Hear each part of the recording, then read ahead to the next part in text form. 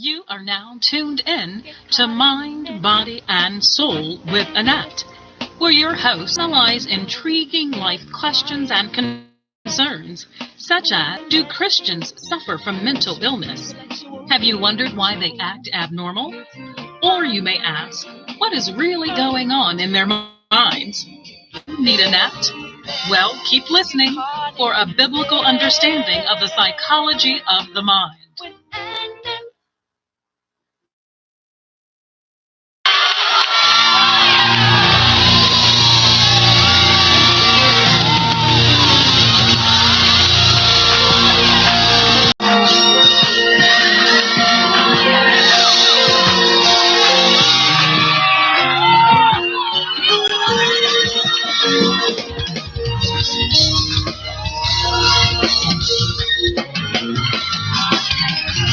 What a mighty God we serve. What a mighty God. Hey guys, hey. It is Annette, known as Annette. You listen to Mind, Body, and Soul with Annette. We've had our intro already. You guys just come on in, join us on today. We got a new setup here. I'm trying to get used to everything, but we are here. We are live. It is Wednesday. Before I get started, I want to acknowledge the Lord in prayer. Lord, we thank you for this wonderful day that you for the bright sunshine, for who you are and how you are. We ask that you would get the glory out of this session, everything we go to say and do in James. And the opening scripture is the first part of Hosea 4 and 6, and it states, my people are destroyed for lack of knowledge. Because thou hast rejected knowledge, I will also reject thee. And again, we're excited to be here. It is another Wednesday. When you guys come in to the live feed, always ask if you would do me a huge favor and like and share. You can throw up some hearts, do whatever you need to do to let us know you are there. We are excited that you have considered to join us again on this week. I am actually also want to let you know there are two other ways to listen to us on our YouTube channel. Get Caught in Annette. Get Caught in Annette. MBSWANET is where we are on. And then, of course, we're at the wonderful intellectual radio. Woohoo! We are in the house. We are in the house. And my phone wants to let us know we're in the house too. So we're here. And the other voice that you hear laughing is my wonderful sister on today. She is my co-host on today. How are you doing? Awesome. How about you, little sister? I'm doing fine. Good, lady in red. I don't know why she. Well, you know what I was trying to do? I was trying to get the um, Black History, African American colors going on at some point. So I have my green over here. I have on red, and a blacker in my boots. Okay.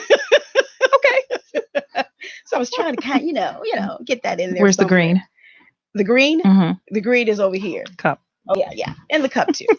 So, anywho, I actually am going to talk about an awesome topic on today.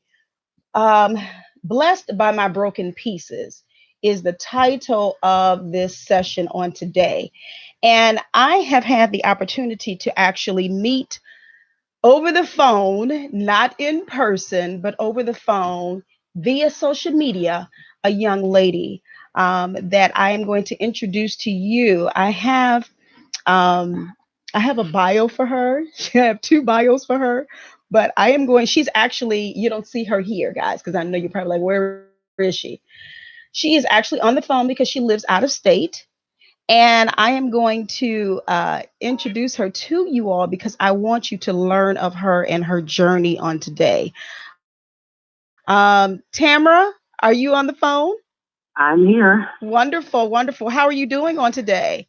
I'm doing great. How about yourself? I'm doing good. Tamara Lloyd is on the phone, and I told her earlier in my pre-show, I said I do not want to mispronounce your name because the way it's spelled, Tamara. Tamara. So I wanted to make sure because I have a phobia about mispronouncing people's names. Your name is you.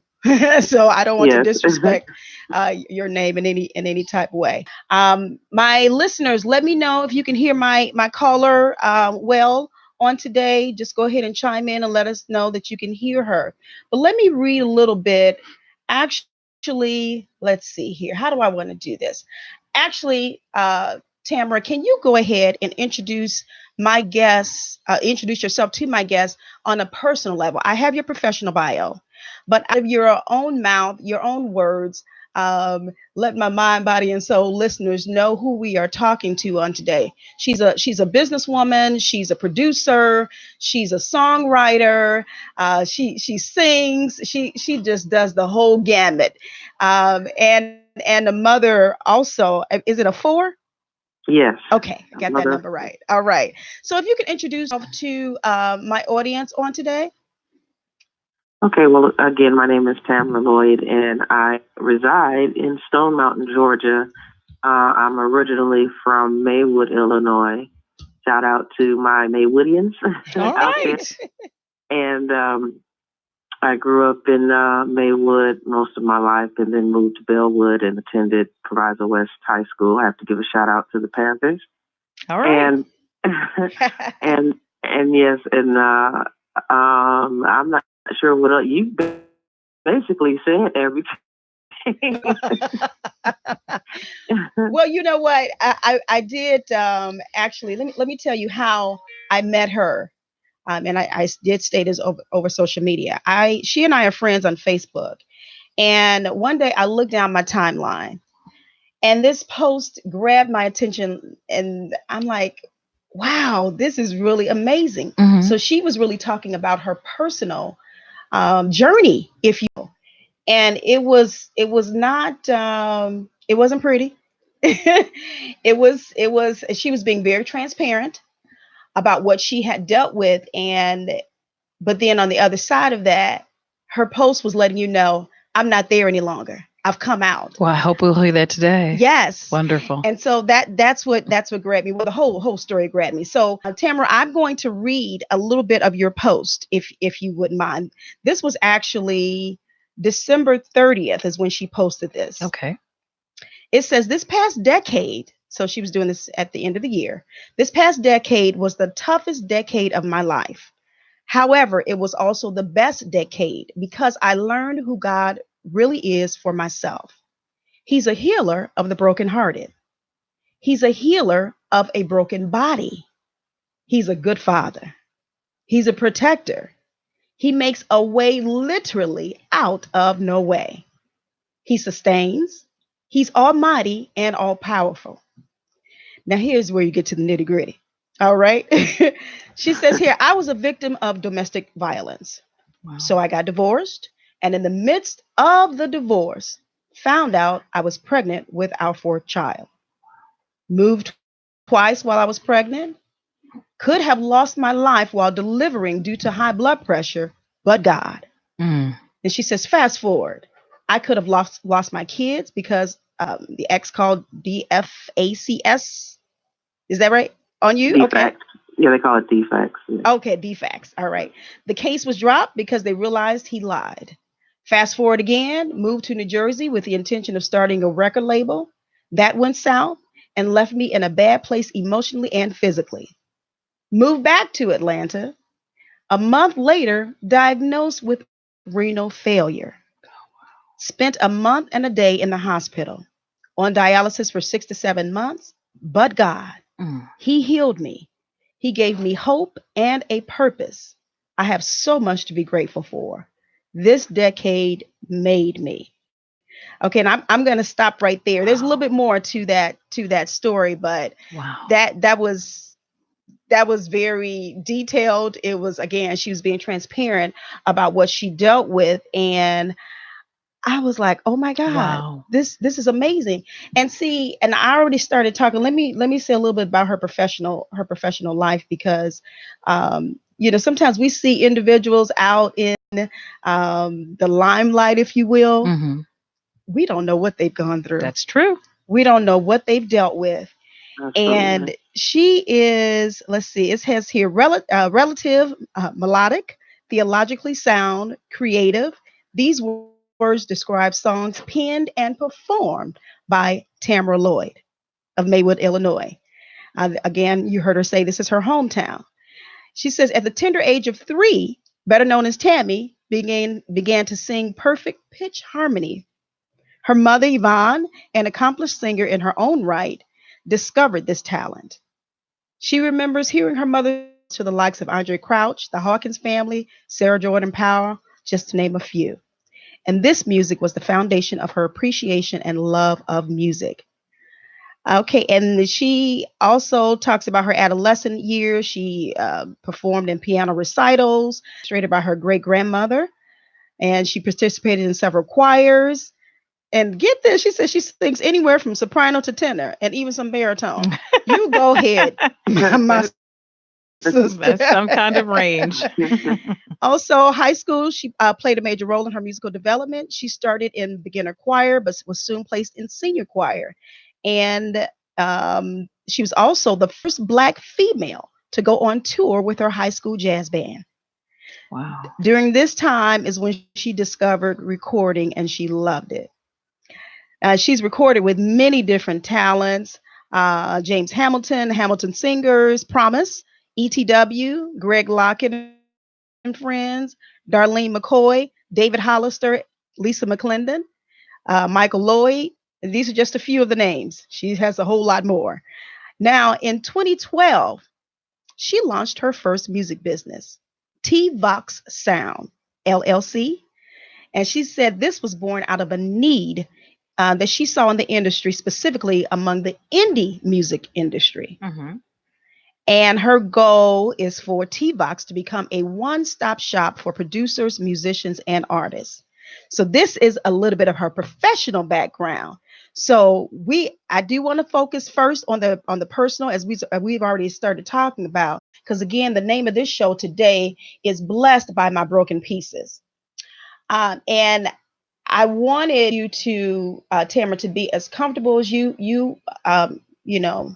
can desire to be as transparent as you want on today. I read the post that drew me to you. So let's talk. Let's take us back a little bit with Tamara and how all the things that you had to deal with, and how would you want to start with that? I guess we can start with the marriage. Okay. We can start there.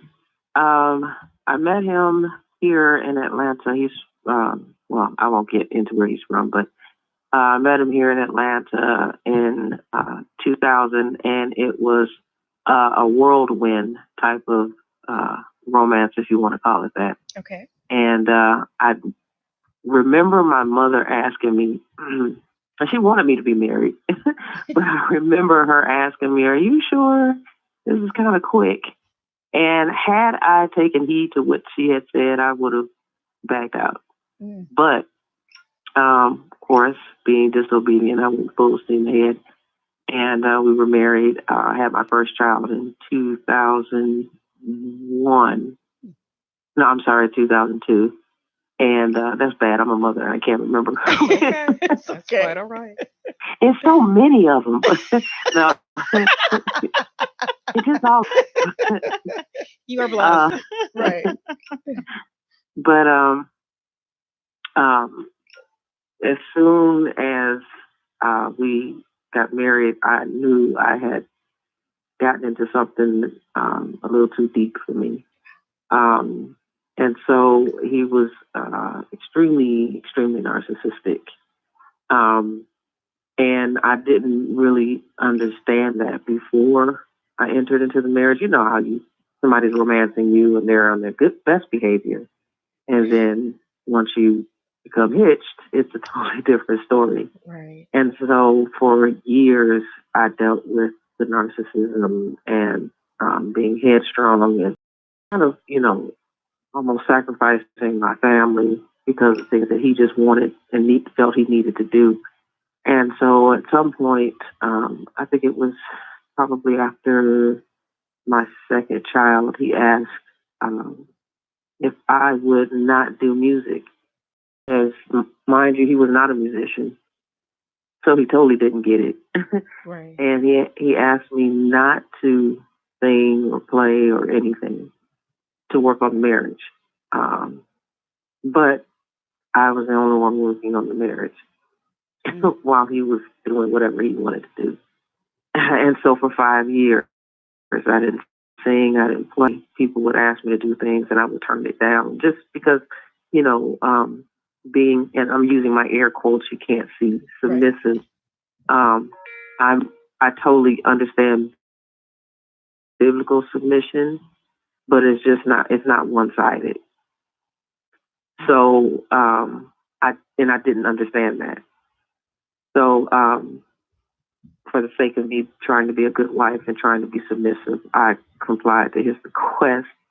And it was literally, I don't want to say it was killing me, but it was, you know, I do music as well as I breathe, you know, and so it was like, how can you ask me to do something that, go against something that God had given me to do?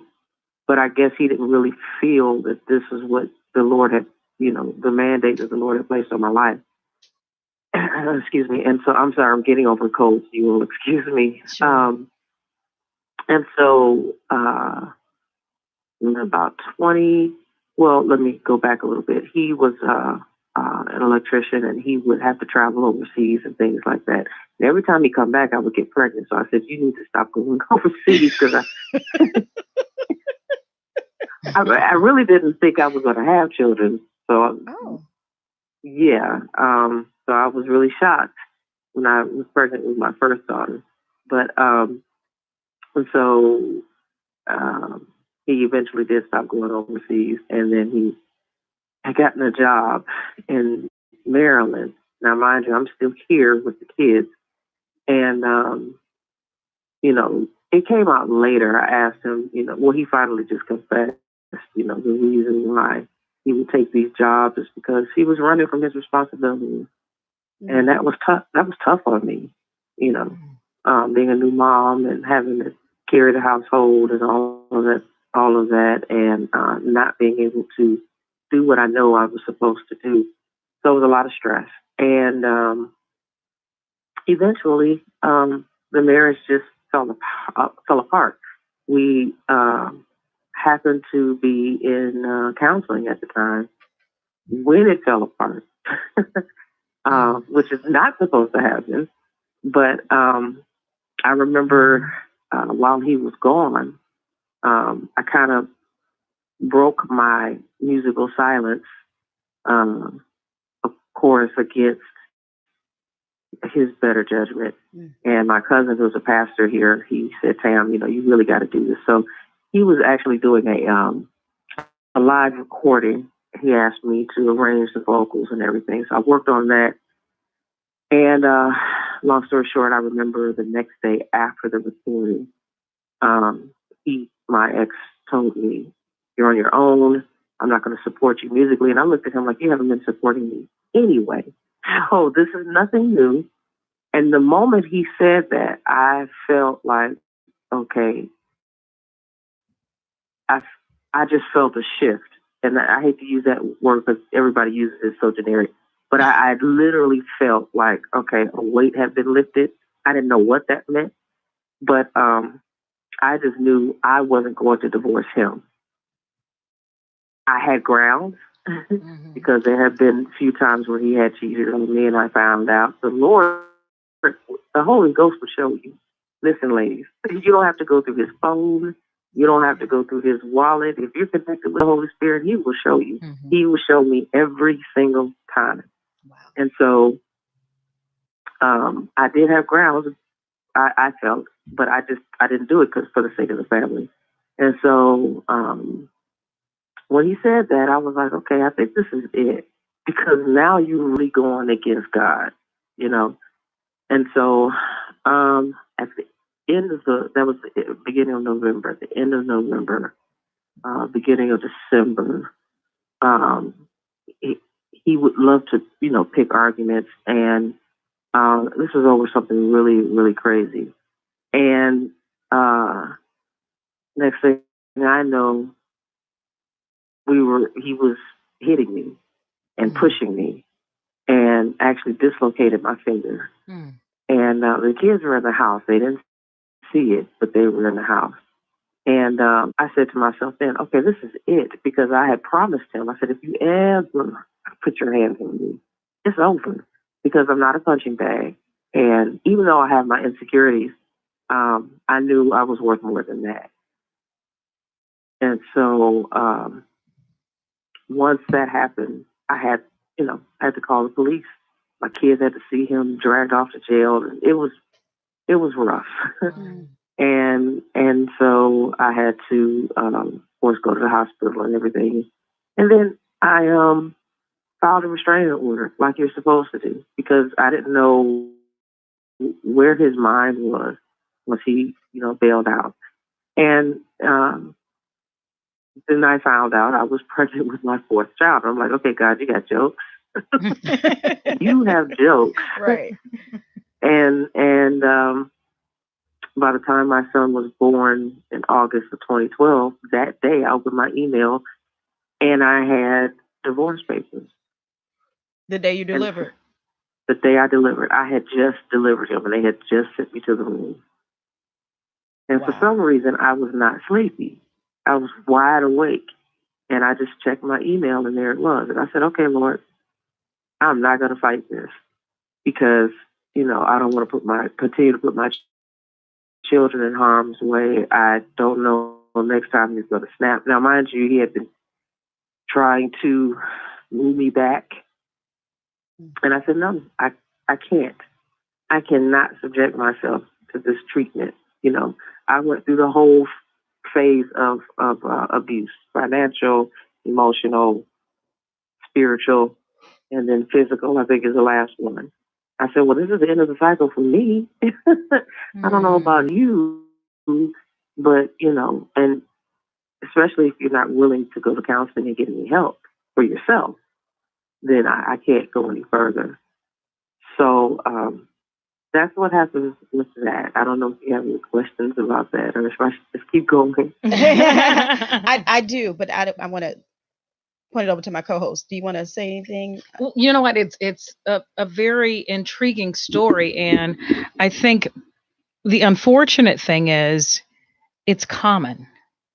Mm-hmm. It's common, to women, period, but it's also common to Black women, and not marginalizing your journey. But trust me when I say I do understand, because we figure we have a certain threshold. And, we enter into a marriage saying, well, I'm not going to accept this. I'm not going to do this. I'm not going to do that.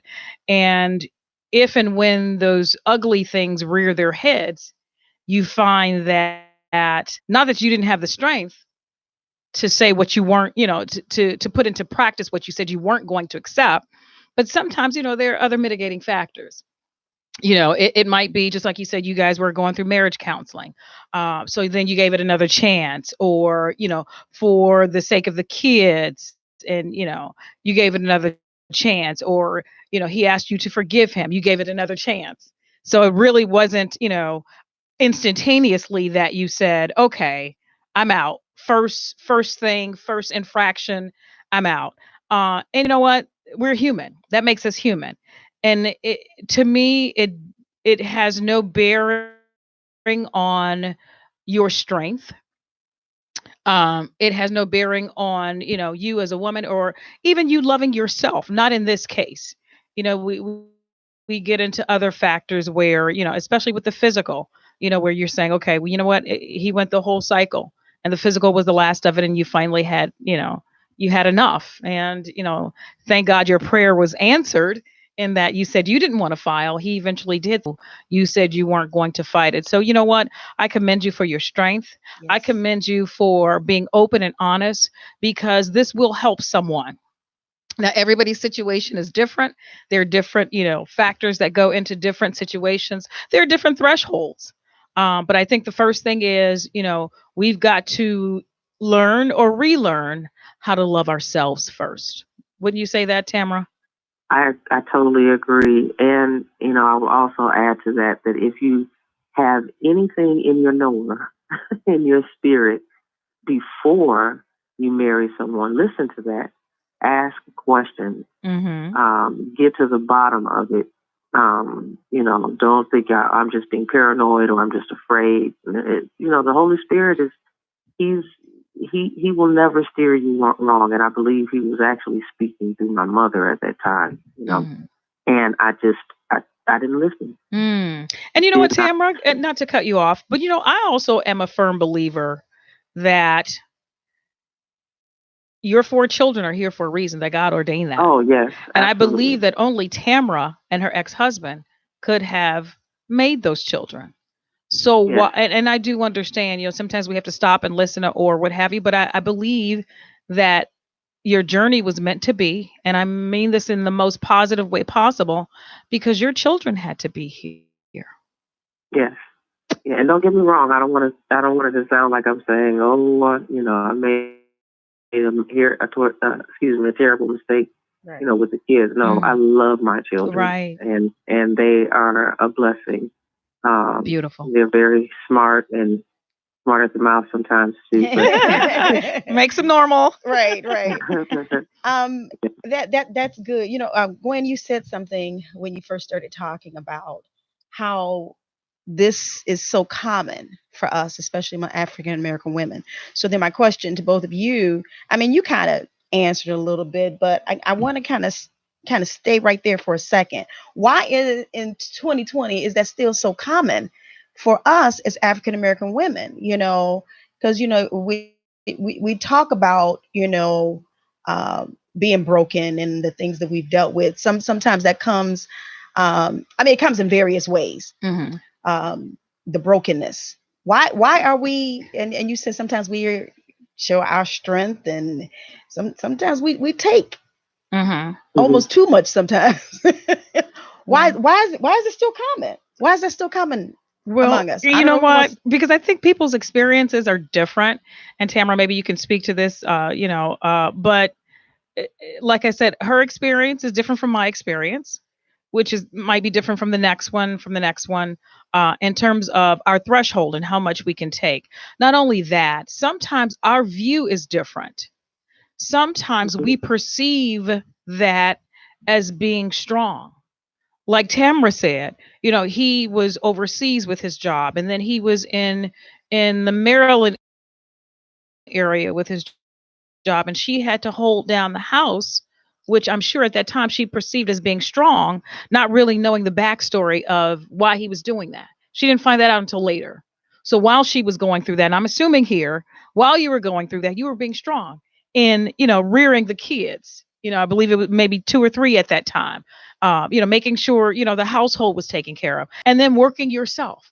For us as Black women, that's strength. And in my mind, and this is my opinion, it goes all the way back to slavery for me. Because when we were brought over here, families intact, as soon as we stepped on these shores, they took our men. And that's representative of Tamara's husband being overseas, or Tamara's husband being in Maryland while she was in Georgia. So she had to make do. Right. And that is strength. You know what I mean? And it, but then, like she said, it wasn't until later that she found out that, his acts were purposeful. But we pick up the mantle. Not only that, we are charged with building up our Black brethren. That's one of the charges, that we've been given, because while, Tamara's marriage may not have worked out, or somebody else's marriage may not work out, or, mine for that matter, it doesn't mean though that we don't uphold the Black man. Sure. Because the deck is already stacked against him, and he's still our head.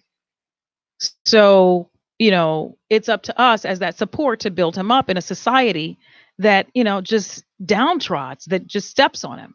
So, sometimes we kind of get it mixed up, or I guess I shouldn't say mixed up, but it becomes a lot of times convoluted, our strength and being that helpmeet, and then, uplifting that brother. And then, so it kind of gets convoluted until it becomes clear.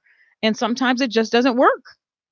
For people, it just doesn't work out relationship wise, and that's okay, because I don't believe that Tamara was supposed to be in a relationship or continue in a relationship where her life or her health or her children's lives were endangered. I agree. Tamara, your response to that? I'm going to take a different approach, so just stay with me on this. Okay. I think the original question was, in 2020, why do women still kind of take this type of treatment? Is that in my Yes. And yeah, in okay? essence. Two things. My sister mentioned strength, and this might seem strange, but just within the last year, I've been thinking about this strong black woman philosophy, and the scripture tells us that we are the weaker vessel, not weak in mind, but there are some things that we are not supposed to carry, Mm-hmm. especially if you're married. You are not supposed to carry. And this whole strong black woman, we're tired. We are tired Mm-hmm. of carrying everything on our shoulders. It should not be that way. He is supposed to be the strength of the family. That doesn't mean I don't have any strength. That just means there's a certain weight that he is ordained and designed to carry. And when you put that on the woman, it's bound to just fall apart. If she doesn't physically fall apart, the marriage at some point will fall apart because he's not doing what he's ordained to do. That's Mhm. one thing. The other issue is there's a lot of mental illness going on, and it's masked by overcompensating for themselves. And not just men, women too, but Sure. in this case, there's a lot of mental illness going on. And in the black community, that's like taboo. We don't want to talk about it. We don't want to deal with it. We don't want to get counseling. We think we're okay. And eventually, at some point, it comes out in all types of ways. Yeah. And I think that's something that really, especially in ministry, that's something that really must be addressed, this mental illness. And I'm not saying that everybody needs to be hospitalized or anything, but there are some things that people have deep down inside from their childhood or whatever that Amen. they have not dealt with. And it comes out in a way that it harms others and they don't see it, especially if you're dealing with a narcissist. Right. Sometimes they don't even know. Yep. And sometimes they know and don't care. True. And so those are the two things I wanted to touch on, the whole, being a strong black woman. I'm the first one to say, in God's strength, what's the script? My weakness is his strength is made perfect. That's what I'm trying Right. to say in my weakness. Mm-hmm. And so I don't mind being weak because sometimes I can't do it all. Mm-hmm. I just cannot do it all, and I shouldn't try to do it all. That's why my body broke down because I was under so much stress. Wow. And now I understand. When I'm tired, I need to do what? Take a rest, take a chill. I had to tell my children, you all need to help me. I can't do this by myself. I'm not supposed to do it by myself. Mm-hmm. And I think sometimes men don't. Some men do understand it. Mm-hmm. So don't get me wrong. But some men just they don't get it. They just think I go to work, I come home, you feed me, you take care of me. You know what I mean? And then Right. and then my job is done. No, sir. No, Need a little sir. bit more than that. Right. A little bit more. Need Yeah, a we little need fill to. in there. Absolutely. I agree. Absolutely. I totally agree with you. You mentioned, you were coming from a different perspective. You're absolutely right. I don't think that we are differing in our views. Yeah, we get tired. We do get tired because we have had to take on so much. It is a delicate balance. It's us trying to reconcile exactly what you are saying, Tamara, with us being the weaker vessel and he being the head in our household. But then we step outside, we still have to deal with society and Right. what society has against him. Right. So it's hard. It really is. And we are tired, but I will say this: we are the strongest women in the universe. Come on That's now. true. I mean, I agree with that. Yes. Because we endure so much, And no then, one else on has the flip, had to endure what right. we've endured. You're right.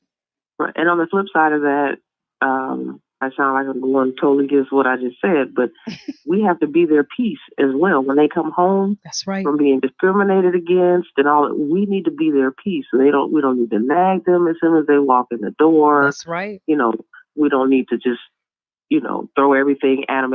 Give them time to unwind or whatever. Be their peace. Yes. And it's okay.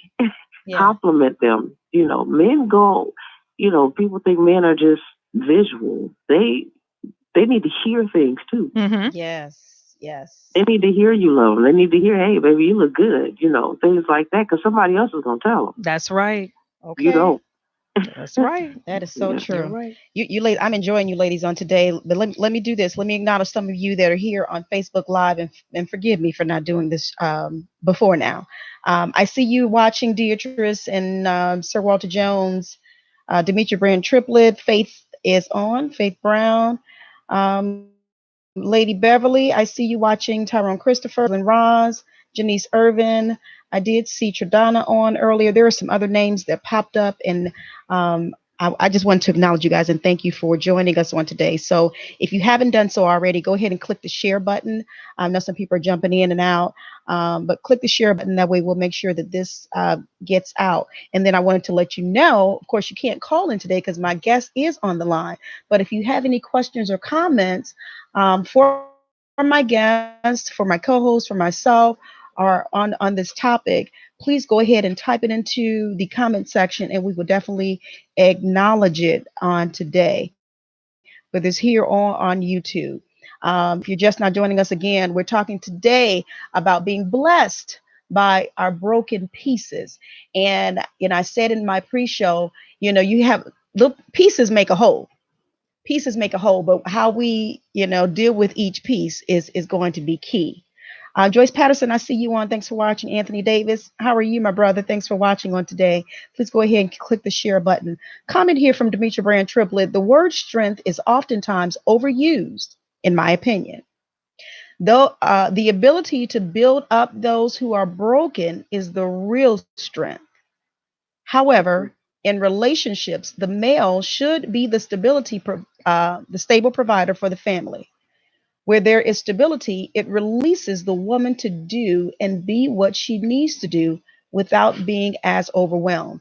And I agree with that, especially that last part there, Demetria, because as Tamara was talking about her own personal journey and how, during her marriage, at one point, her husband came to her and said, no, I don't want you to, pursue or continue in this area.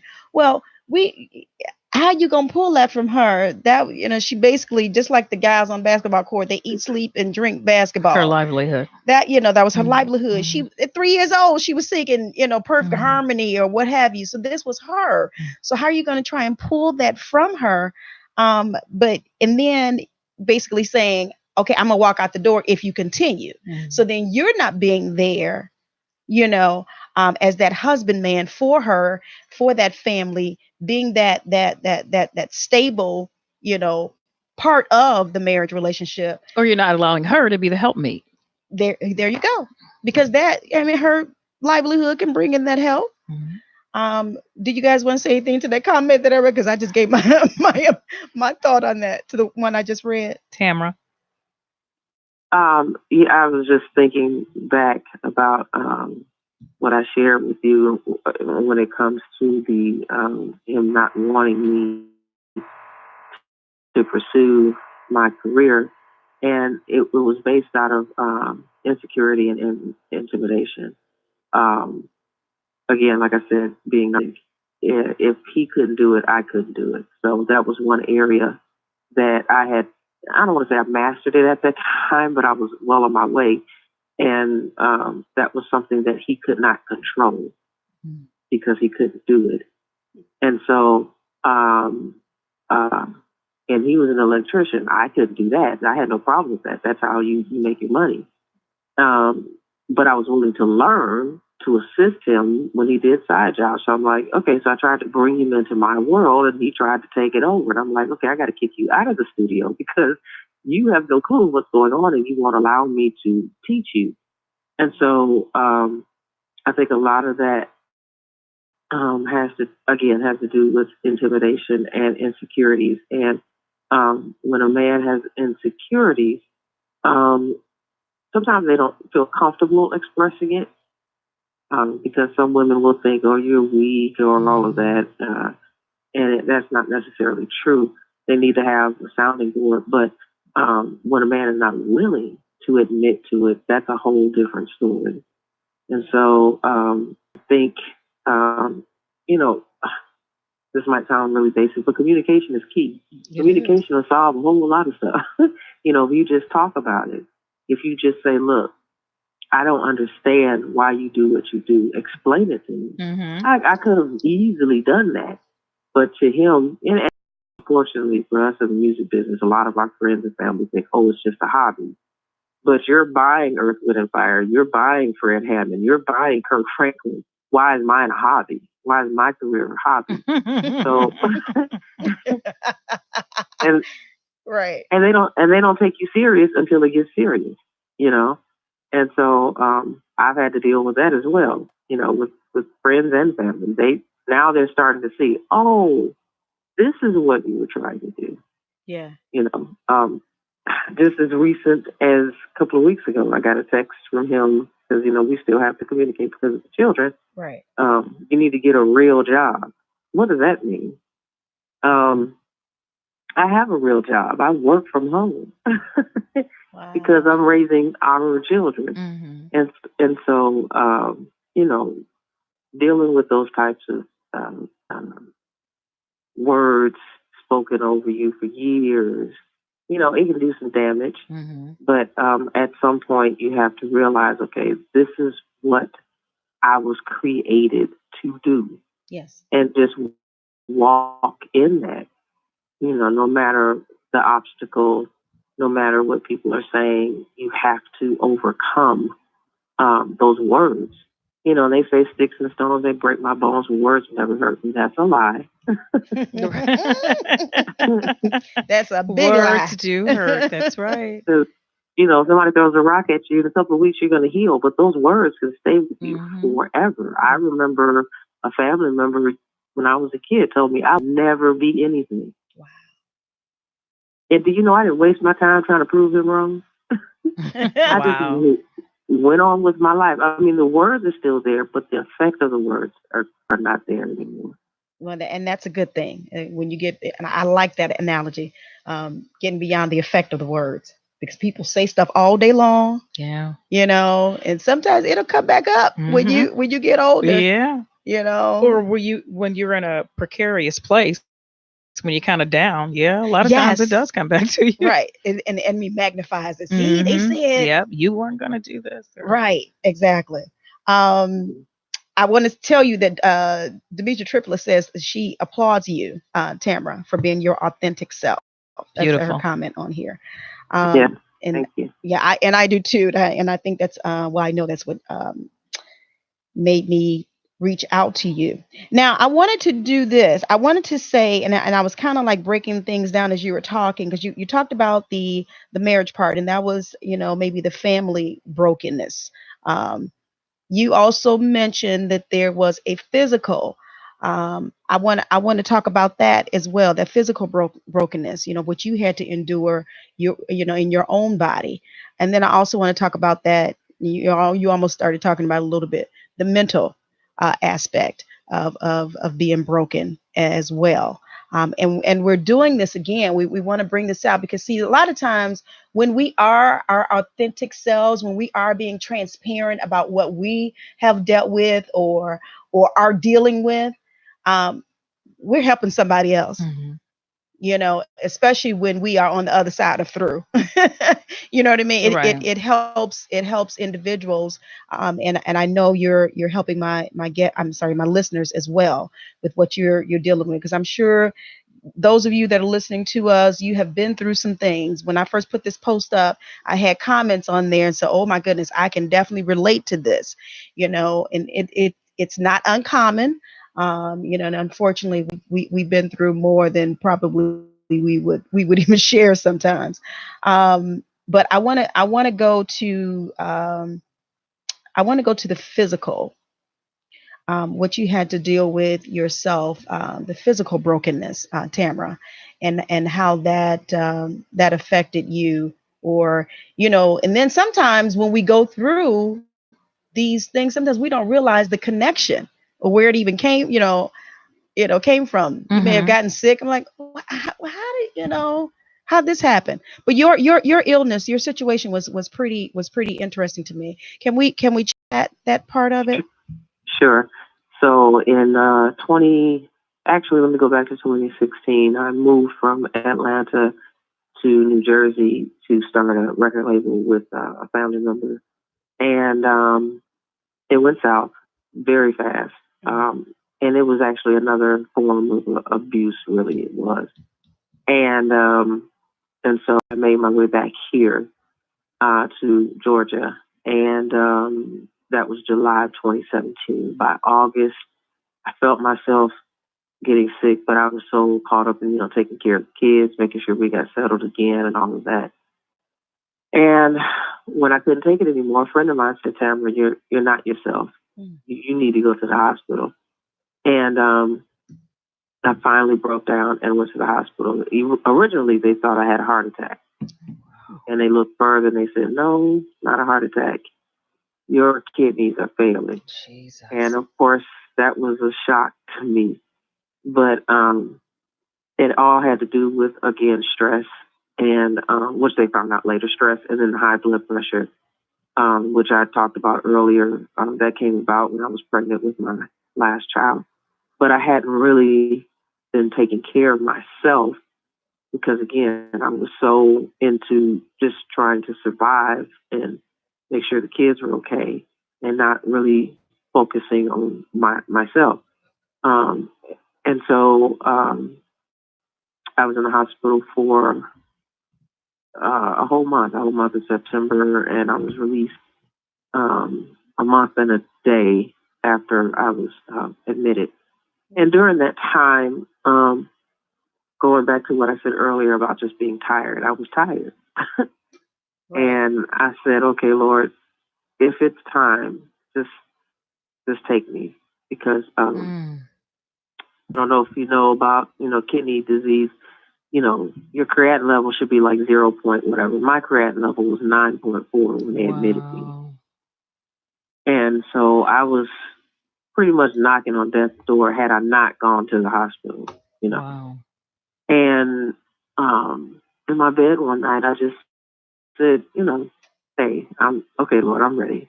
This, I really wasn't ready, but I did not want my kids to see me going through this. Wow. And it was a selfish moment, I'll admit that, but it was a real moment. And so one day, I finally got out of the bed and I was walking the halls, and the Holy Spirit just began to minister to me. And I had received a prophetic word earlier that year, I believe, from out of the blue. Now, you all don't know me that well, but I do not take lightly to a whole bunch of people trying to prophesy to me. I just don't. Right. Because everybody Some say they people hear like it from the Lord. And yeah, they're not really hearing God. It's, it's gas or whatever, but I'm sorry. But it can't hurt you though, right? Yeah. But, the Lord knows how to do me. He knows how to get my attention. And so this word that was given to me, it just, I bore witness to it. And I kept it to myself. I didn't tell anyone at that time. I just kept it. And then the Holy Spirit reminded me of that word. And I said, "Okay, well, Lord, this hasn't happened yet. So that means I still have some time here." And at that moment, I had a come to Jesus moment. And I said, "Okay, whatever my path is, I'll endure it. You're going to have to help me and give me strength." And so at that moment, that's when I decided, okay, I'm going to fight. And he led me to a product. I don't advise everybody to do this. You need to be led by the Lord. But and I'm not a doctor. I just play one on TV. But Okay.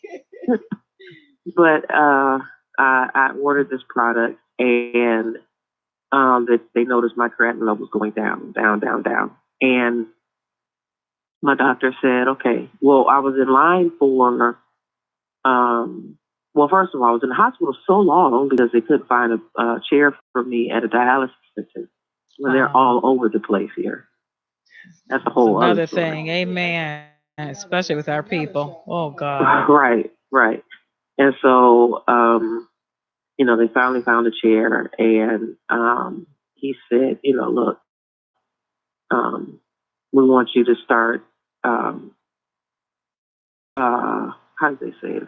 They wanted me to do the at-home treatment. They wanted me to get the machine and all that, and I'm like, Lord, not in front of my children, no way. And so, and that wasn't pride. That was just like my baby boy. He's very sensitive, and he would cry every time he came to the hospital. When he would have to leave. You see, so I'm like, that's too much for him. And so, one day I was at dialysis, and I said, okay, Lord, I've had enough. I'm done. I get it. Take care of yourself. I'm done. And my doctor said, if your creatinine level goes below 2, I'll take you off dialysis. And he was really shocked that it was happening so fast because it usually doesn't. There were people in the dialysis center that had been on dialysis for like 12, 13, 14 years. And I'm like, God, I can't do it. I have children to raise. I can't do this 3 times a week for 3 hours or however long it was. And during that time, there was a song that came out by Ty Tribbett, and it was my theme song. I can't even remember the name of it right now, but that song got me through. And I would go to dialysis, put on my headphones, and I would just be laughing and singing, watching movies, singing to myself, and people were looking at me like, why is she so happy? Because I had this reassurance that I was coming out of this. I didn't know when, but I knew I was coming out. And so one day my doctor said, okay, I'm going to take you off because it's going down like really fast. And so once he took me off dialysis, you still have to have the surgery to remove the catheter. So I'm walking around the house one day and it just falls out. The catheter. It fell out. So I text my doctor, and he was like, you need to get to the hospital. I'm sure you're bleeding out. And I said, no, there's nothing. He said, Tamara, you're kidding me. I said, no, there's nothing. It just fell out. So I said, well, I guess you don't have to have the surgery now. And so during that whole time, the Lord really showed me to what faith really was. Now, my faith was always pretty strong. By the grace of God, because I know you read in my bio that I went to Raymond Bible Training Center in Oklahoma. Yes. And that's a whole other segment. Okay. But during the time, I had a teacher. His name was Doug Jones, and he taught me not the superficial definition of faith. He taught us the real definition of faith, and it comes from Romans chapter 4, where it talks about how Abraham was firmly persuaded that, God will perform the promise. And people think that Hebrews chapter 11, verse 1 is the definition. That tells you what faith does. But being firmly persuaded that God is who he says he is and he will do what he says he will do, that's faith. No matter what's going on around you, when you're firmly persuaded, you know that God will do what he said he will do. And so during that time, I really had to exercise, that faith. And it was very hard to go to dialysis day after day and watch people get sick on the dialysis machine, and myself almost passing out a few times. I've heard of people passing away in the dialysis center. And so I'm like, Lord, you have so much. And I had to hold on to his promise and to that prophetic word. And it got me through. It got me through. And yes, there was a period of brokenness, but it was a brokenness of my will, of me thinking I had to do everything myself, of me trying to hold everything together and not totally leaning on him. Now I get it now. That lesson I have to learn again. I know that's right. I get it now. So out of that brokenness came the record label. Because I had been trying to do it with so many other people. I was A&R for two other labels. And then again with my relative, I tried to assist him, and again that was in the South. And so, the Lord was like, I didn't really tell you to do that, Michelle. I'm like, what? You were trying to help him out a little bit there, huh? Help the Lord Absolutely. That's absolutely what I was trying to do. We all do that. We all do. He doesn't need any help. Well, here again, insecurities, because I'm thinking in and of myself, first of all, I'm not rich.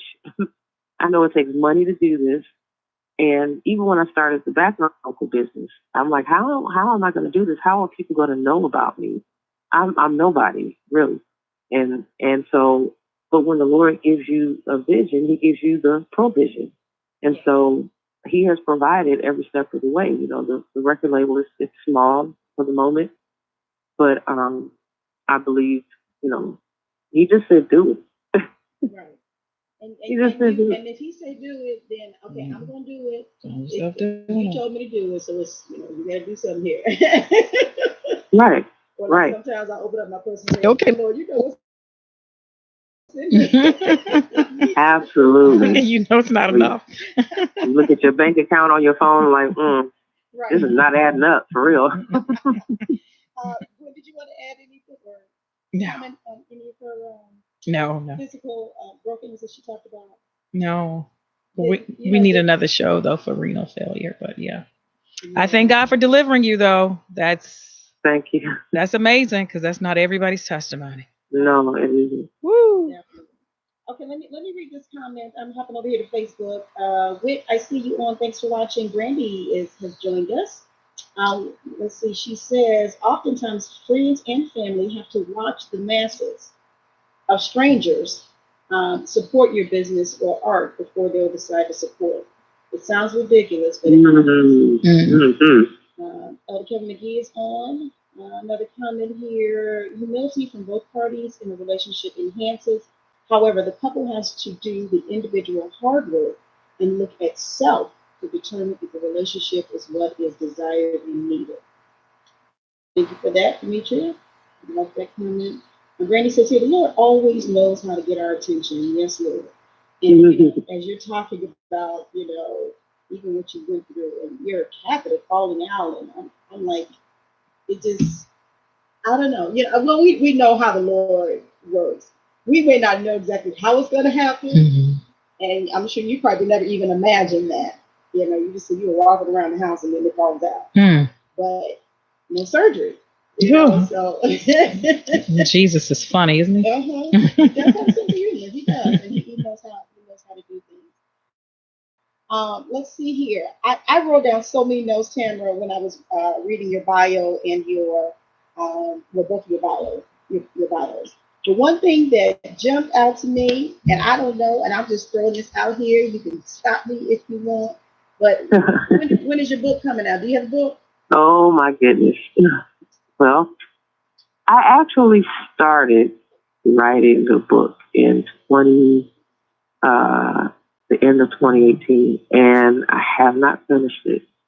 Okay. And I need to, and I might need to take a different route with the book now. Yeah, different approach, because it's called Palm Tree. And the reason why it's called Palm Tree is because my name Tamara is a derivative of Tamar in Hebrew, and that name means the palm tree. As you know, a palm tree in a storm, most of the time, depending on the strength of the storm, it bends, but it doesn't break. So it rides the storm. So that's that's the name of the book so far. I don't know if it's going to change, but I think in that book I talk about how I've gone through a lot. This is just a portion of it, but there's a whole other story about not seeing my father for like 30 something years, and we reunited in 2010. And he came along at the perfect time, the perfect time. And so not having him in my life was hard. It was hard. But like I told him when I saw him again, I don't fault him. I understood what happened, and God has been my father. He has really been, as the song says, a good, good father. All right. So I guess I'm going to get back on it because now that you're talking about it, and everybody, and the gentleman that helped me with the bio, he always writes my bios for me. He said, you know what, you need to really go ahead and finish this book because he was reading the notes that I had sent him, and he was like, yeah, it's time. It's time. So I'll get to it. Okay. All right. Well, I mean, I just felt led to ask you that because I'm telling you, when I read it, that's what jumped out. I'm like, it's like I'm reading a book, but yeah, I need her to finish this. I need her to put this book out, because others need to hear. There's a question on the floor here. Teacher says, how did you help your children through this entire process, all that you were going through? And that's a great question because, you kept, referring to your children, of course, your mom, how things would affect them, even the treatment that they wanted to give you. You didn't want them to see, you going through that. And they was coming up to the hospital and seeing you like that. I mean, mom been in the hospital for over a month. I could just only imagine what was going through their mind. So all that you were dealing with, how did you help your children?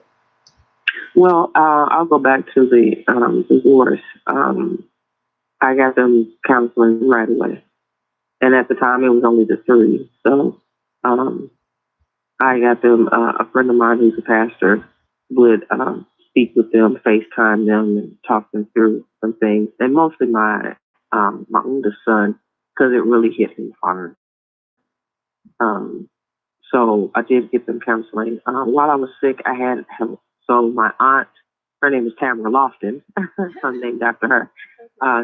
We lived together, and she was a tremendous help. And then my mother came down from Bellwood, and she stayed until about November or early December and helped out. Now, mind you, she had a stroke in 2009, but every time I had a child, she was here. And so when I got sick, she was here. So that helped me. They helped me get through all of that. And, I think I mentioned to you, my children are homeschooled. So, that's a task in and of itself. I'm so, sure. Yeah. And I just, I communicated with them. I'm very honest with my children. Sometimes parents don't like to be honest and, there's certain things you can't tell children, but then there are certain things they must know. So, I'm very honest with them and just communicated with them every chance that I got. And that's it. And then prayer. Amen. Yeah. Basically, prayer got them, through it. And we still have our times. For the most part, my kids are pretty good. And that's by the grace of God, really. That's a blessing. That is, truly is. Yeah, my oldest is about to graduate from high school, and she's doing dual enrollment and trying to get a job. She's a good kid. Wonderful. That's beautiful. Mm-hmm. And it's interesting, Demetria asked about your children because I saw Walter's comment when he saw the promo for today for you coming on. Yeah. And he mentioned something about your son, is it? I believe that was doing. My 7-year-old. He's 7. Okay. All right. Yeah. Well, from my understanding, because I briefly read the comment, he was saying something about he did like some news or something too. Is that accurate? Yeah, he had a school project, and so we chose for him to do a weather report. This is for social studies, and so I do video editing as well. So I video together like it was a newscast, had the music and everything, and I had to post it on YouTube so I could send it to his teacher. Okay. Yeah, so that's what that was about. Oh, how So exciting. cute. Okay, well, good, good. I mean, well, it sounds like, that they are your tribe, those that helped you, like you said, the prayer, and the counseling is what you definitely relied on to help you, with your children at this time. And as I'm hearing you talking, throughout this broadcast, I'm hearing that you're an advocate for counseling and therapy, which it's an excellent thing. Too many people shy away from that when sometimes all it takes is you to just sit down and just talk it out, you know, Yeah. to be able to help you to get through things like you mentioned about sometimes parents don't want to um, be honest with their children about what's going on. And I know you have to balance that, how much you tell them or when you tell them or what time, but it's key so that they'll understand what's happening around them, and then that fear won't pop up and paralyze them. So there's a way to handle it. There's definitely a way to handle it. When did you want to add something? While I read Um, these other comments. no, I think it's really good. You go ahead and read some of the comments because I was. You saw 'em? Uh-huh. Go ahead. Read what you saw. No, go ahead. Okay, sister. Lori, I see you on. Hey, Robin, thanks for watching. Demetra says she should consider a series of books to help people deal Ooh, with the different areas of brokenness and the I'm just healing trying to get through process. the one. She's talking about a series. Oh my lord. Well, maybe Well, you can take that and break it up. there you go. Maybe it'll become a little bit easier. Yeah. Okay, that's a good idea. Demetra says she would buy them all. And I would too, as a matter of fact. I need to take a pause for the cause. We're gonna have to we need to get out there and do what we need to do. Sometimes we can rely on our background, what we're good at. Sometimes we are, whether it is our profession, and we take that a little bit further. You could be in HR, you can be given training off, on YouTube. You can do different things, and you can talk about your bro. I love that idea. I love it. A series of books, or Yeah. even getting on YouTube and doing YouTube is the conversation of the millennials, or should I say, and social media as well. And if you Yeah. if you get on there with them, and they are, oh my goodness, they will stick with you. You can really do something, and have something worthwhile saying while you're on there. They will watch you, they will support you, and your numbers will go up sky high. Amber, I see you on. I'm sorry, that was just my little prodding and encouraging you all to do that. An unwavering support system is priceless. Yeah, I agree. And I see you laughing, Demetria. I'm telling y'all, and she's always telling me what I need to do. Let's see here. Where do I want to move? Because I want to make sure I'm not missing anything today. I was writing down different notes. I did a like section like positive and negatives as I was reading your bio, and we've talked about it. But mainly what I saw on the positive side is like your background, your upbringing, and how songwriting and acting that's in your blood. So it has to be um, it definitely has to be cultivated. That could not have sat underneath the couch. You know what I Right. mean? And not touched. This was what the Lord gave you when you were young. So it had to be brought out. Now, when you started TVox, and I read this earlier, to become a one-stop shop for producers, musicians, and artists. So what you obviously saw in the industry that this was not happening, that people didn't like have that um, access or that one-stop shop. You obviously saw this for you to want to develop this company. Is that accurate? That's accurate. I've had several producers and songwriters tell me, you know, they'll have like six come in, and one wants to eat, the other one wants to sleep, the other one doesn't know their parts. They don't blend well, things like that. And then that's not across the board, but that just happens every once in a while. And time is money. And so if you're in a studio session and the producer is paying for studio time, and they're not productive, that's a waste of time and money. So I saw that as a need, and who better to blend with a voice is yourself. So, as you read earlier about my vocal range, I'm able to do, for gospel music, it's mostly 3 parts, soprano, alto, tenor. So I'm usually able to do all 3, depending on the key. Let me just be real about that. And probably I can only go so high and only go so low. Right. All right. So yeah, I saw that as a huge need, and God just opened doors. I've been able to work with great people in the industry, and looking to work with others. And I'll just throw this in. I just recently been a part of a jazz project where we've been nominated for NAACP Image Awards. Woo, so beautiful. awesome. Beautiful. Congratulations on the nomination. Thank you. That's awesome. Thank you. Yeah, his name is Nathan Mitchell, and it's a great project. I did 3 songs on that one. Awesome. And yeah, he's very excited about that. But yeah, so I did see the need, and I've been able to facilitate many in that area.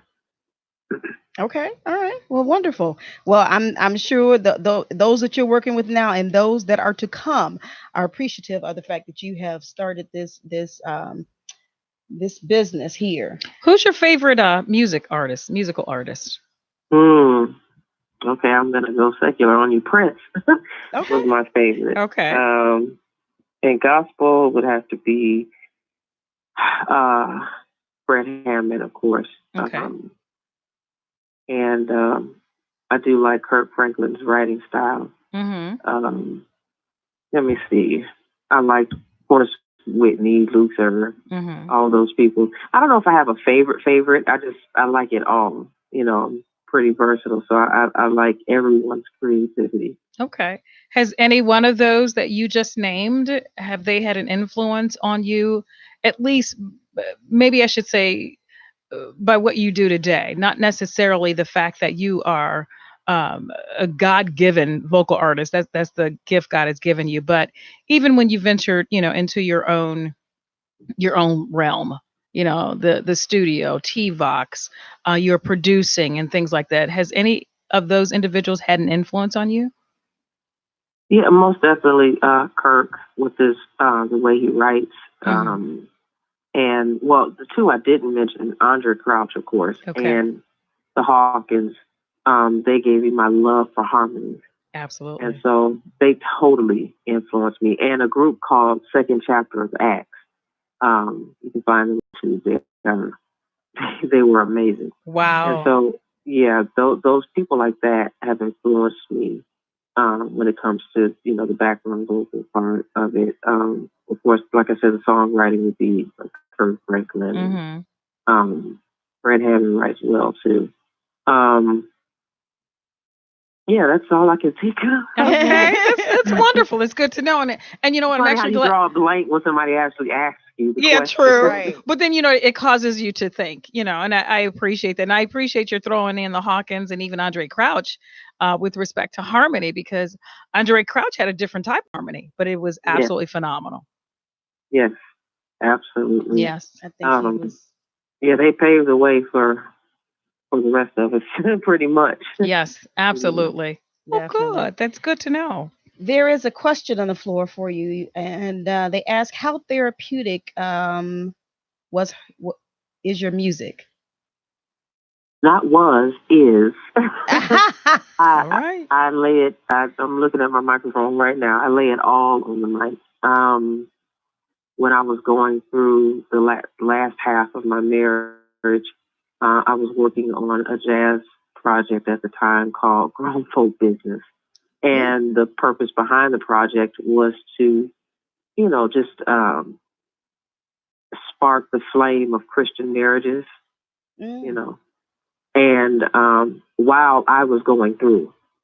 Right. So Wow. imagine that. Yeah, exactly. And I promise you, I put it all on the mic. That project really helped me through the last part of my, because by that time I had disobeyed my husband and said, "Look, I'm doing this." I'm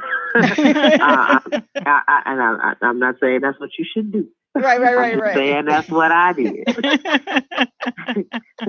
It was just burning down, and you just had to do it. I get it. Oh wow. Okay. So the question. So hopefully she answered your question, Demetria. But you said it is. So it still is. You know what? Yes. I don't know if you have come to recall that Ty Tribbett song that took you through. Do you happen to remember yet? It was you know what? Won't he do it? I can hear it, but I can't hear the hook right now. Sing a little bit of it. Do you remember? I can't even.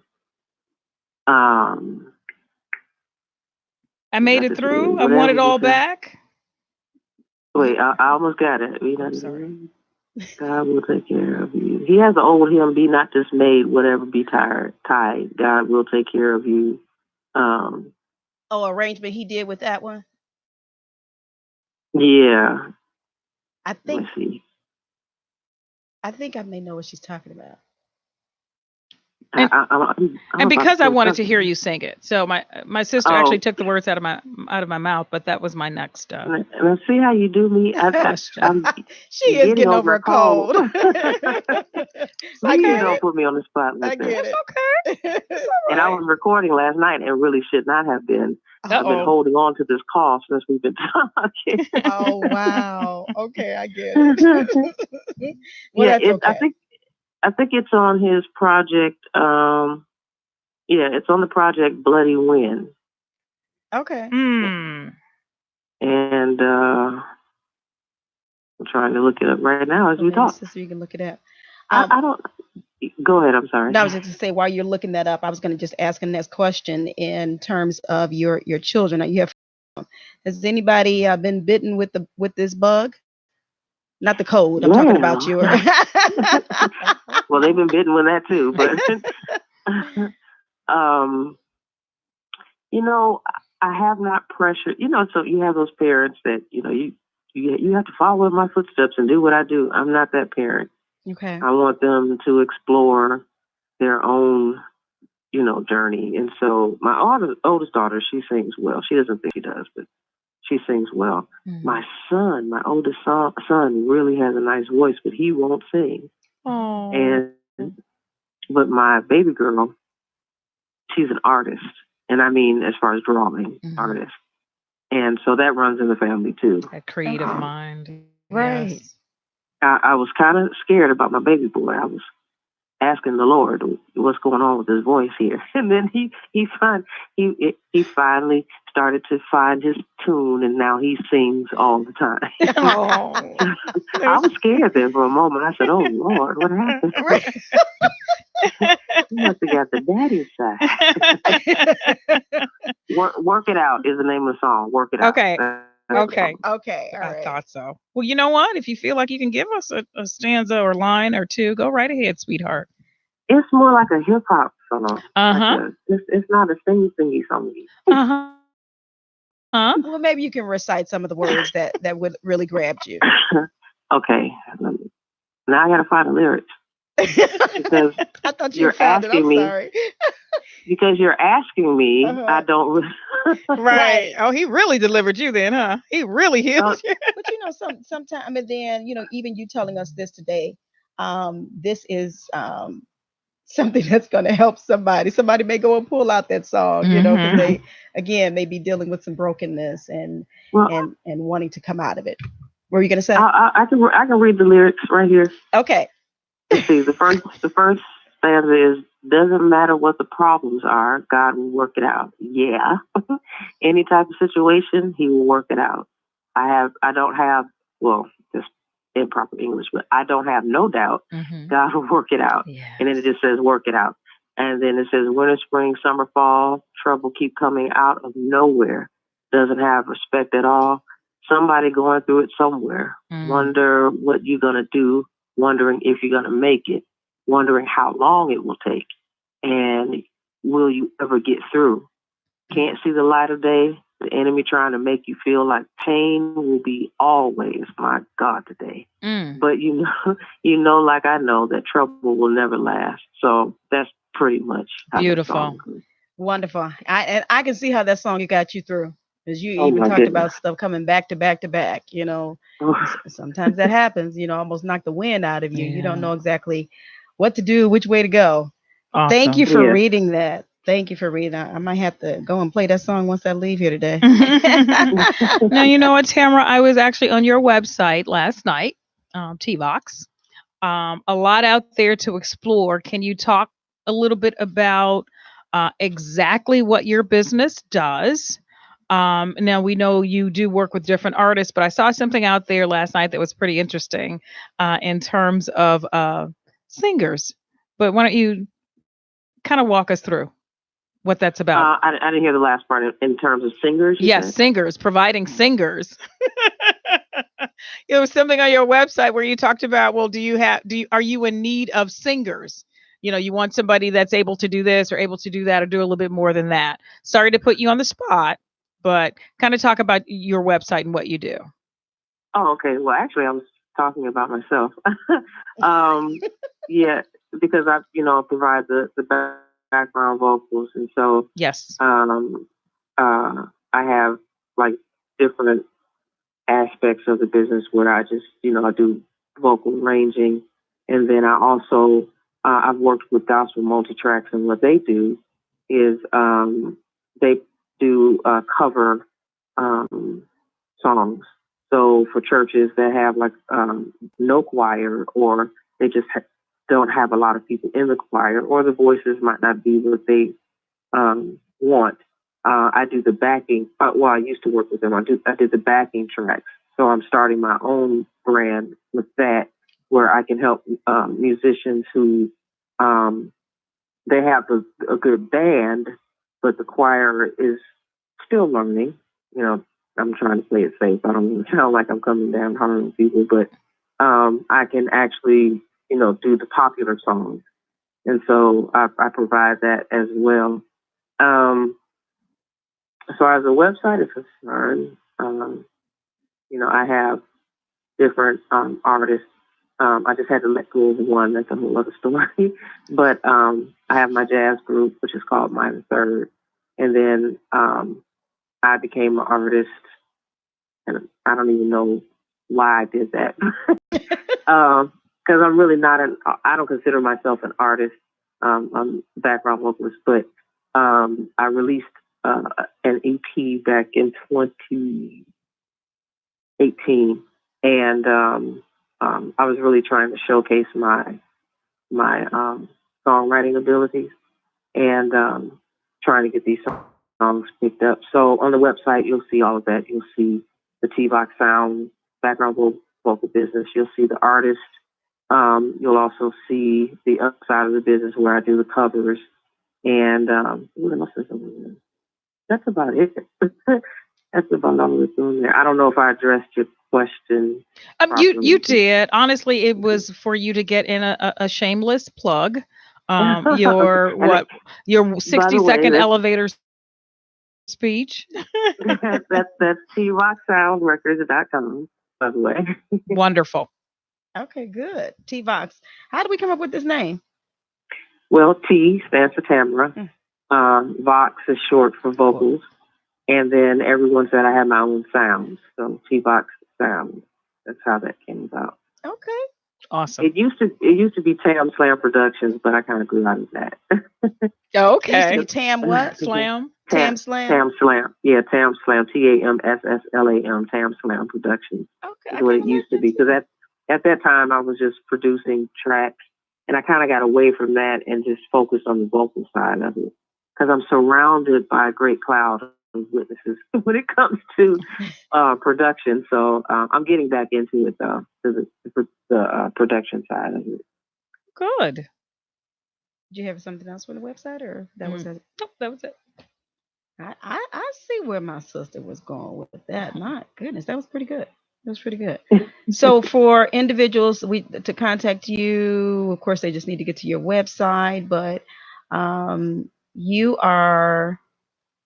will do vocals yourself, but what kind of clients are you looking for?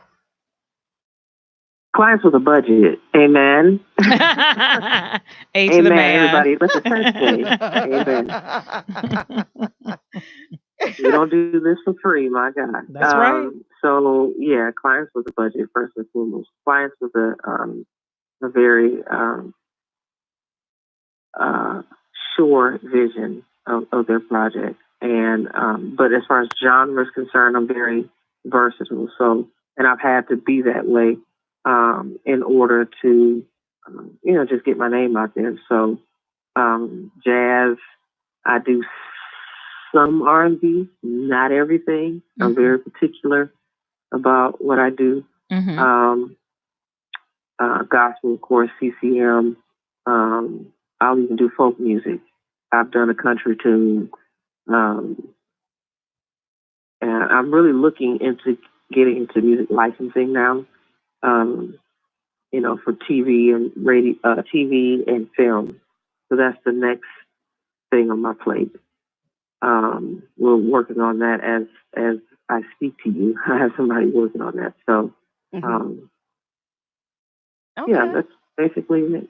You can tell I don't really like talking about myself. Well, you have to, honey. But you have to. You better get used to it. Especially if, people are listening, to the show and everything. You do have a lot of indie artists out there, that are looking for someone to help them with their career, whether they're just starting out or midway, or maybe they stop for a bit and need to pick it back up, or what have you.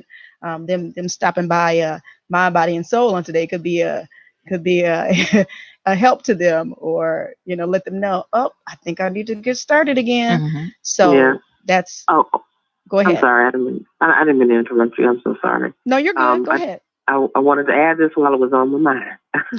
So Minor Third is not only a jazz band, it's also a production team. And so we're looking for clientele that want a great production team behind them. So we offer also the songwriting and the background vocals as well. But I want you all to go look up these names on YouTube. Michael Lloyd, his last name is spelled Loyd. And then I want you to look up Danye Goodman. These are the gentlemen that I work with. So you'll know that you're getting top quality production and songwriting. And I just had to give them a plug because those are my guys right there. Awesome. Wonderful. Okay, so those are the ones you work with, and that's good too, because we need to see your work. We hear you, but we want to, see or hear your work as well, to see what you are, what you're capable of. See if we will fit. I said we, like I'm gonna call you up, like I'm gonna you never know. You never know. I heard about the jingle contest you have, so maybe. That's right. Yeah. Throw your hat into the ring, hon. Yeah, there you go. I'm waiting on my sister to do that too. The jingle challenge. Station break. We do have a jingle challenge. Mind, Body, and Soul. Get Caught in the Net challenge that we've been promoting for the past week. Well, we just started last week promoting it. So we want you guys to, whether you want to sing it, play it, rap it, whatever. We want to hear your version of our jingle. Can we dance it? Hey, dance it. You know what I put on there? I said, be creative. And the most creative one and the best one, I mean, hey, we're going to have you. My sister's so funny. We're gonna have you come in so you can do this live with us. Hopefully you're in the state, but hey, if you're not, we have to get you on the phone so you can do it. But we want to hear your versions of the jingle. So don't be shy. Don't be shy. So I'm seeing my assistant saying that the entries so far have been good. So keep them coming, guys. I've only heard one, so I want you to keep them coming. I want you to take your time and record it. And remember, hashtag Get Caught in the Net Challenge. I think what I want to do right here is actually have my spoken word played. Elder Kevin McGee penned a word for us for today's lesson session. I said lesson. I guess it has been a lesson. He has a show here on Saturdays entitled Connections at 12 noon Central Standard Time. Elder Kevin McGee, let's take a listen and we'll be right back.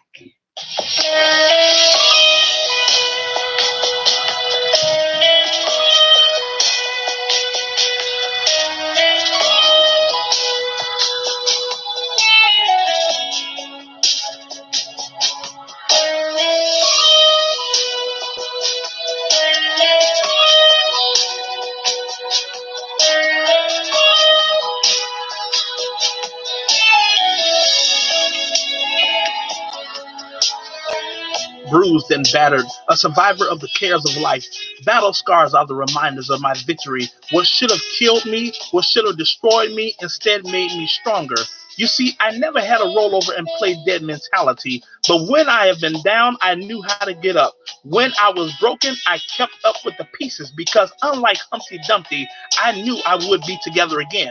No weapon formed against me will ever prosper because there is greater inside of me, and that greater allows me to do greater. And so what was designed to make up my obituary instead was added to my resume of things learned.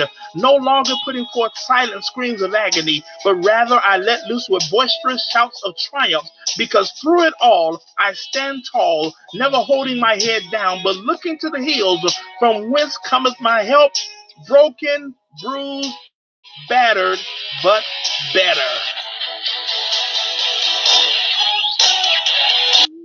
Beautiful. I love it. I love it. I love it. We back? Yeah, I guess we back. My sister's doing the snapping of the fingers for us. Oh my God, that was perfect, Elder McGee. And I appreciate you again for pinning another awesome spoken word for the session on today. Tamara, what do you think about the spoken word? Were you able to hear that? Hopefully you were able to hear that over the phone. I could barely hear it. I'm sorry. Okay, that's all right. Maybe you can at some point go back and listen to it so you can kind of hear everything he was saying, because it was very it was perfect to me. Wayne, what'd you think about it? I thought it was beautiful. I said as such in my snaps. You said it. Lord Jesus, this child. Listen, let me read a couple things here. As I was looking at the session for today and talking about brokenness, and I'm not sure if you guys are just now coming into the session. You may have to rewind for the rest of it, but we've been talking about being broken, but being blessed by our brokenness, by the broken pieces, that we've had to deal with in our lives, and it's so important, to have the right focus even when we go through, because sometimes you can just feel so overwhelmed and things can just come back to back to back, like our late pastor Andrew Williams used to say. They say every time you turn around things happen, but he say you don't have to turn around.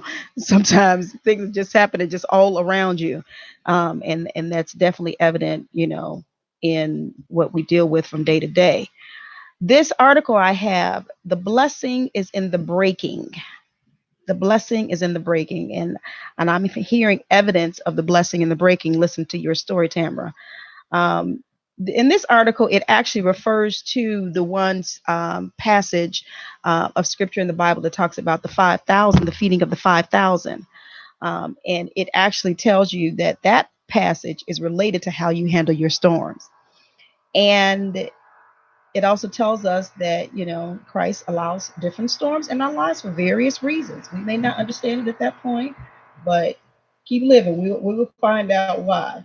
But we have to constantly tell ourselves our future about God's faithfulness in our past. So here are some key points to remember about the blessing and the breaking. Number one, miracles begin with what you have. Too many may focus on what they don't have when the miracle begins with what you already have. And some questions you need to ask yourself: what are the main things you are involved in right now? What possession do you have that you would be willing to let the Lord use? So miracles begin with what you have. What do you ladies think about that first point? Either you can go. I think it's I mean, I believe it. I believe that it's true. And, as you were reciting that, I was thinking in terms of Tamara's journey, and that maybe she could speak to that end, basically what she went through. Now, she left us at, receiving the email the day that she gave birth, and she said, I'm not going to fight it. I'm just going to, go ahead and sign it. It basically is something in a roundabout way that she asked for, because she said she wasn't going to file, but it ended up being that he filed. So taking into account what she just read and your journey, can you share with us, maybe some nuggets of wisdom? How did you even get to the point where you are right now? I know you trusted God. I know you sang a song constantly. I know that God healed you, of that renal failure. I know you are now yet raise children, but what happened? What encouragement can you give us or somebody who might be in a similar situation? Well, it might sound simple, but it isn't. Yielding to the process. Sometimes we fight the process. Mm-hmm. When a caterpillar is changing to a butterfly, they have to yield to that process. They can't say, well, I just want to stay a caterpillar. That's not what you do. You have to, the destiny is to become a butterfly. And so there's pain in the process, Yes. but there's also purpose in the process. And so once you yield to that, I don't mean give up. I mean, just give into the process and to the leading of the Lord. Sometimes we go through things because it's self-inflicted. However, God already knew that you would choose that path. And so he's already provided a way of escape for you. So once you yield to the process and stop fighting the process, you'll come out victorious on the other end. Wonderful. Okay, good. I like that. So yielding to the process, and that's important, even relating to that particular key point number one. Miracles begin with what you have. So sometimes we're okay. If only I had that, then maybe I could, come out of this sooner, or what have you, or not even have to deal with it. But you're telling us yield to the process. It may feel painful. So work with what you have, just as this thing says, and God can bring a miracle out of that. Right.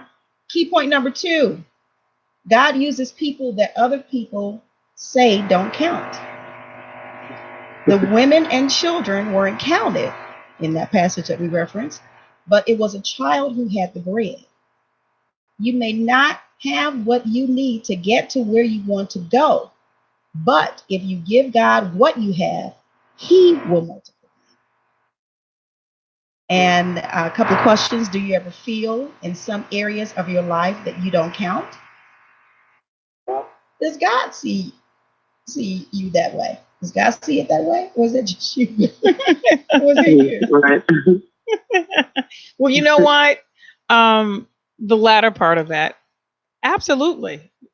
Sometimes we feel like we don't count. Period. Bottom line. But in my opinion, what Tamara has shared, her whole journey has been, she was discounted. God made her count. She gave God what she had, and he multiplied it. That's her story, right? Yes. I didn't count from the outside and from the inside. I disqualified myself a lot, and so at some point I had to realize, okay, as the song "Ordinary People" says, little becomes much, place it in the master's hand. I felt like I had nothing to offer. And, even to this day, sometimes, I tell people all the time, I'm no Whitney Houston, I'm no Kim Burrell or nothing like that. I don't do a lot of runs or anything, but people appreciate what I do. Yes. And so there's a place for everyone in the body and of Christ. And so if you just offer what you have, God can take that and make it huge. Amen. Oh, beautiful. You just mentioned one of my favorite songs, Tamara. Oh my God, Ordinary People, Danabelle Hall, late Danabelle Yes. Hall. Yes. That brings me to tears every time. You almost have me crying over here. Because that was just a reminder, thank you, sister, to me that God uses ordinary people. Amen. Amen. Oh, this is good. Let me move on to point number 3 here. Okay, I have the greatest miracles take time. Ah. You don't want to hear that while we're going through it. Jesus separated the people into groups, and that took time. Sometimes it takes order and structure and management of what you have. Sometimes you have not managed what you have, so God can't give you more. Uh-oh. You need to get the structure ready for what He is going to give you before you can receive it. That's just like somebody coming and handing you a very beautiful, fragile vase. They're coming handing it to you. Oh, this is for you. But you turning around looking as they're handing it to you. You're not going to be able to grab that vase because you're not watching. Right. You're not even ready to receive it because you're looking back. They're trying to hand it to you. With that vase, if that person lets go, that vase is going to drop and break. So, and this is, I guess I was giving my analogy of that point number 3.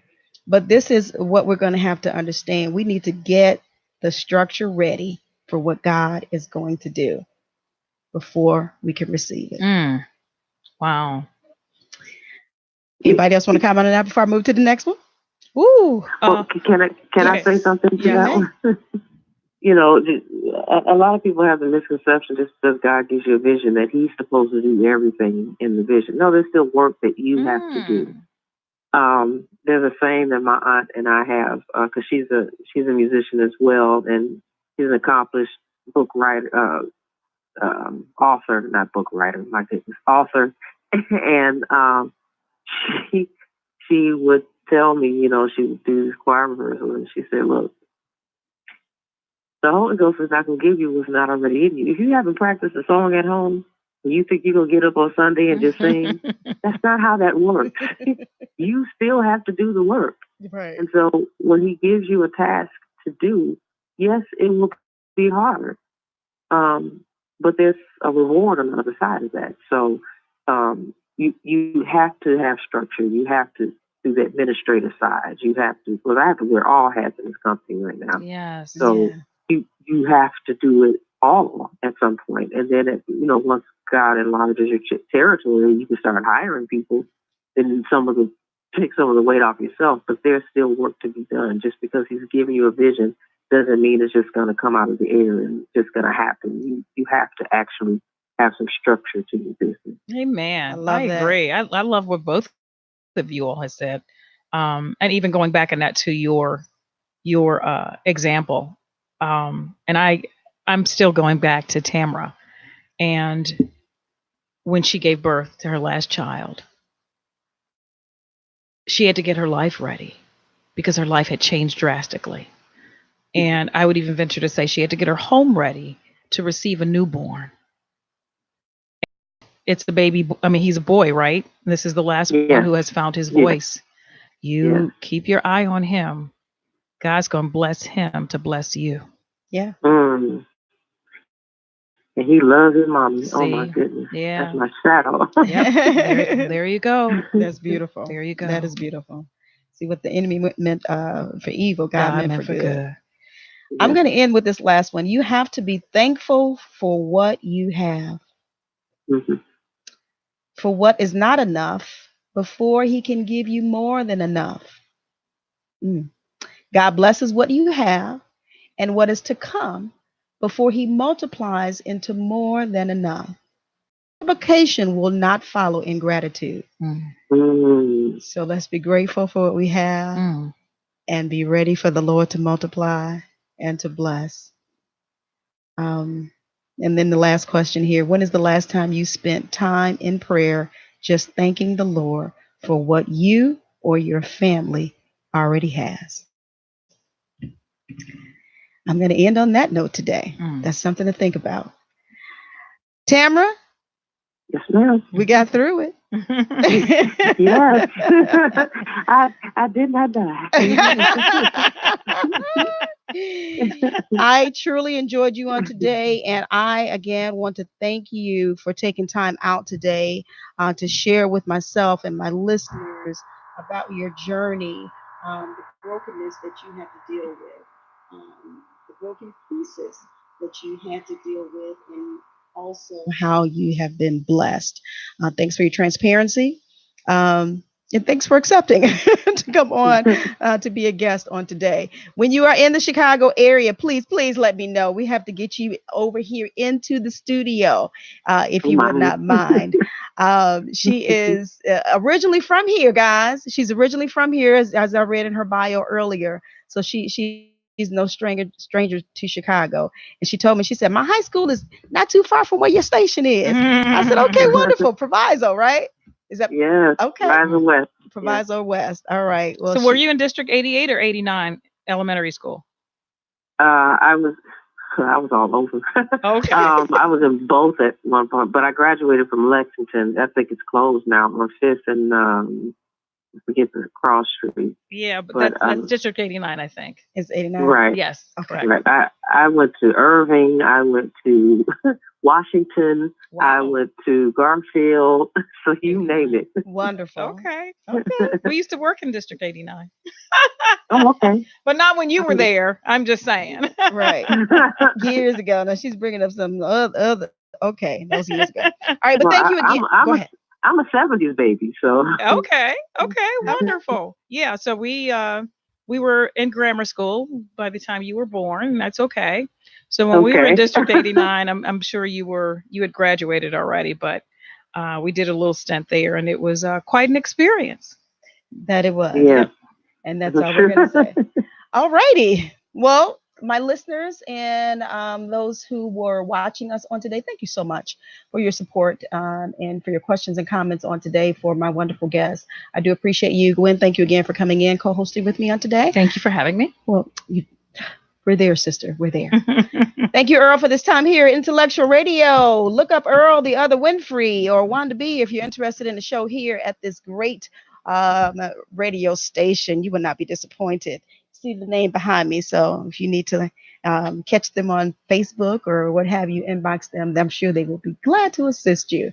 All right, we're going to get out of here. My guest next week is actually going to be another guest. We're doing something on this African American History Month, just highlighting our African American history brothers and sisters. Did you have anything? I do. And you know what? While I pull this up, if you don't mind, if we could have Tamara tell us or tell everybody where to find her once again. Okay. Okay. Oh, I'm sorry. Go ahead. Wait, tell them where to find you. Okay. www.tvoxsoundrecords.com. IG, it's Tvox Sound Records. And Twitter, it's Tvox Sound Records. They wouldn't let me put the S on there.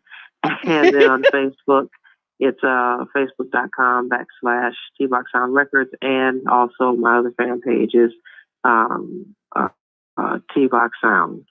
And if you can do me a favor, put that into the comment section for us so we'll know the links for where to catch you at, okay? Will do. All right. Again, we appreciate you. I'm going to let my sister maybe just tell the name of one of the African American history facts that you have before we end today. I am a follower of Ava DuVernay. She is a director and producer. And of course, many of us know that she worked with Oprah Winfrey and she produced and directed Selma. That's one of her many, many productions. But she did a tweet actually a few hours ago on Hattie McDaniel, the first African American to win an Oscar. So if you guys go and check Ava DuVernay out on Twitter, it's at Ava DuVernay Fans. That's AVADUVERNAY Fans, FANS. Wonderful. And that was a female producer there. Yep. So we have a female producer on the line and one that my sister just spoke about. So let's support each other. All right. Let's, remember those who came before us, those who are still working. Let's remember each other. Happy Black History Month. All right. All right. All right. We're out of here. This has been Mind, Body, and Soul with Annette right here on Intellectual Radio. Get caught in a net with Annette. For your mind, body, and soul gets caught in a net.